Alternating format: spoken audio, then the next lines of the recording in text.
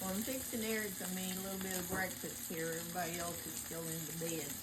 I had a little bit of sausage left on the rolls, so I got them all cut up. Now I don't waste any of that sausage.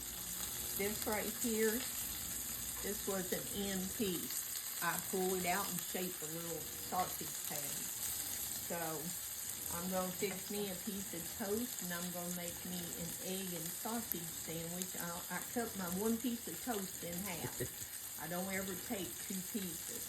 And Erica asked him if he wanted some toast, and he said he didn't think he did. I thought he might want some to put his raspberry jam on, but he didn't. I got the sausages all circled like covered wagons, so they stay safe. But gonna let these get good and done. Gonna put them on my paper towel there, let them drain, get some of that grease off. Eric doesn't like gravy. I don't like milk gravy, so I'm not gonna make any gravy. Now, if the boys had been up, I would have had to fix them a skillet of gravy and some biscuits. But be back in a second. Each gonna have one egg, so I can't stand a runny egg yolk. Cannot stand it, never have.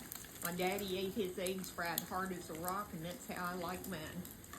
Now, my mom, she absolutely loves a runny yolk.